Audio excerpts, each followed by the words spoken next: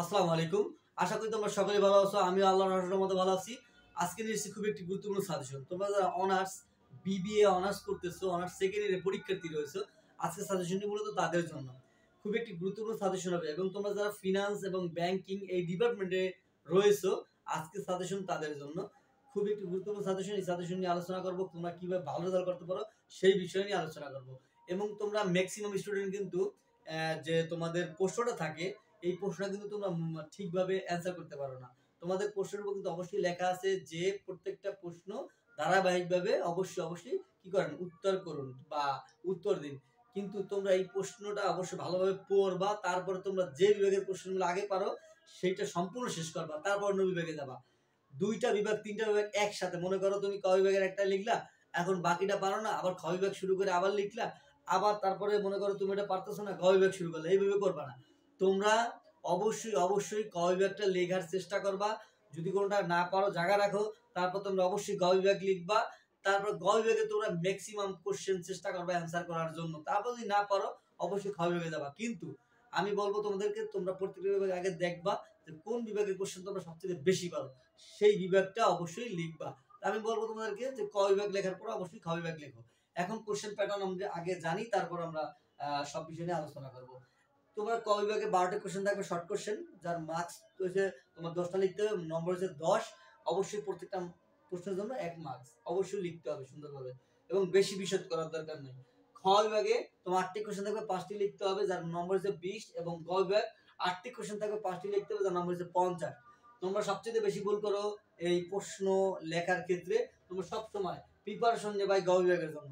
গ বিভাগের জন্য তোমরা ভালো প্রিপারেশন নিতে পারো, তোমরা এই যে দুইটা বিভাগ আছে সেখান থেকে কিন্তু তোমরা অনায়াসে কমন পাবা। সেজন্য আমি বলবো তোমরা অবশ্যই এই বিভাগের জন্য প্রিপারেশন নাও।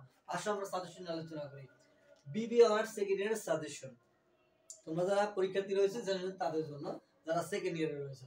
এবং এই সাজেশনটি মূলত ফিনান্স এন্ড ব্যাংকিং এই ডিপার্টমেন্টের জন্য। এবং আজকে যে বিষয়ে আলোচনা করব বা যে বিষয়ে সাজেশন দেবো তা হচ্ছে computer and information technology, computer ও তথ্য প্রযুক্তি। এই সাবজেক্টটা কিন্তু অনেক হার্ড এবং তোমাদের অনেকগুলো অধ্যায় রয়েছে। সেই অধ্যায়গুলো আমি তোমাদের মেধাক্রম অনুসারে সাজিয়েছি, যাতে তোমরা যারা মোটে পড়াশোনা করে পাস করতে পারো, যারা মোটামুটি পড়ছো তারা যারা ফার্স্ট ক্লাস পেতে পারো, এবং যারা ভালো পড়াশোনা করছো তারা যেন 80 মার্কসের যে কোশ্চেনটা তাই কমন পাও। আসো সাজেশন আলোচনা করব। তার আগে বলি তোমাদের সাবজেক্টটা অবশ্যই মিলিয়ে নেবা। 22-24-09 তোমাদের আমি প্রথমে রেখেছি প্রথম অধ্যায় কম্পিউটার পরিচিতি মাস্ট পড়তে হবে, যেগুলো দেখা দেখবা মাস্ট সেগুলা ভালোভাবে পড়বা। পড়তে জানি যারা মুখস্থ করে বলবা, তারপর অন্য গুলো পড়বা। এরপর দিছি দেখো ষষ্ঠ অধ্যায় সফটওয়্যার মাস্ট পড়তেই হবে, কোনো বিকল্প নাই। নবম অধ্যায় তথ্য ব্যবস্থাপনা মাস্ট পড়তে হবে। দশম অধ্যায় নৈতিকতা, গোপনীয়তা এবং নিরাপত্তা মাস্ট পড়তে হবে। তৃতীয় অধ্যায় প্রসেসিং হার্ডওয়্যার মোস্ট, অর্থাৎ মাস্টারগুলো পড়ার পরে তারপরে তুমি অবশ্যই মোস্টটা পড়বা। এরপরে চতুর্থ অধ্যায় স্টোরেজ হার্ডওয়্যার, ভেরি ইম্পর্টেন্ট। এরপরে মাস্টের পরে মোস্ট পড়বা, তারপরে ভেরি ইম্পর্টেন্ট গুলো পড়বা। তাহলে তোমরা এই যে 6টা অধ্যায় কারা পড়বা? এই 6টা অধ্যায় ওই সকল স্টুডেন্ট পড়বা যারা এই যে 80 মার্কসের কোশ্চেনটা এই 80 মার্কসই কমন ফেলতে চাও। তারা মূলত এই 6টি অধ্যায় পড়বা, কোনো বিকল্প নাই। এই 6টা অধ্যায় পড়লে তোমাদের কোনো রিস্ক থাকবে না। 100% শিওর থাকো তোমাদের 80 মার্কের যে কোশ্চেন কমন পড়া দরকার অবশ্যই তা পেয়ে যাবো। এখন আসলে যে না স্যার ভাই আমি তো এই এতগুলো পড়াশোনা করতে পারবো না, আমার সময় কম, আমার ফার্স্ট ক্লাস হলেই হবে, তাদের জন্য ব্যবস্থা আছে, যাতে তোমরা একটা ফার্স্ট ক্লাস পেতে পারো। তারা কয়েকটি অধ্যায় যদি পড়ো তাহলে তোমরা অবশ্যই ভালো করতে পারবে। কোনটি পড়বা সেটা হচ্ছে তোমরা দেখো, এই যে প্রথম অধ্যায় কম্পিউটার পরিচিতি, ষষ্ঠ অধ্যায় সফটওয়্যার মাস্ট, নবম অধ্যায় তথ্য ব্যবস্থাপনা, এবং এই যে দশম অধ্যায় নৈতিকতা, গোপনীয়তা এবং নিরাপত্তা। এর সাথে অবশ্যই তৃতীয় অধ্যায়টা পড়বা প্রসেসিং হার্ডওয়্যার।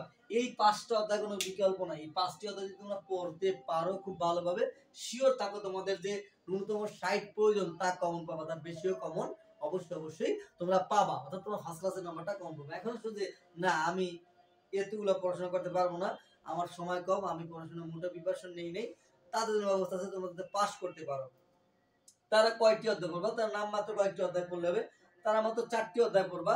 কোন 4টি অধ্যায় তারা পড়বা? দেখো তোমরা এই 4টি অধ্যায় আছে, অর্থাৎ প্রথম অধ্যায় কম্পিউটার পরিচিতি, ষষ্ঠ অধ্যায় সফটওয়্যার মাস্ট, নবম অধ্যায় তথ্য ব্যবস্থাপনা এবং দশম অধ্যায় নৈতিকতা, গোপনীয়তা এবং নিরাপত্তা। এই 4টা অধ্যায় পড়লে শিওর থাকো তুমি মিনিমাম 32 থেকে কমপক্ষে 50-এর মতো কমন পেয়ে যাবা। সেজন্য আমি তোমাদেরকে বলবো অবশ্যই এর থেকে আর কমিয়ে দেবো না, তোমরা অবশ্যই এই 4টা অধ্যায় পড়বে যারা পাস করতে চাও।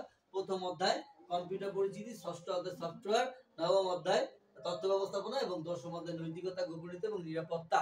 এই যে অধ্যায় কয়টি বললাম এবং যেভাবে প্রিপারেশন নিতে বললাম, যদি এইভাবে নিতে পারো শিওর থাকো তোমার রেজাল্ট অবধারিত, ভালো রেজাল্ট অবধারিত, তুমি করতেই পারবা। এবং এই সাজেশনটি কিন্তু শুধু রেগুলার স্টুডেন্টের জন্য না, যারা তোমরা ইরেগুলার আছো ইমপ্রুভমেন্ট দেবা তাদের জন্য কিন্তু একই সাজেশন, এর কোনো বিকল্প নাই।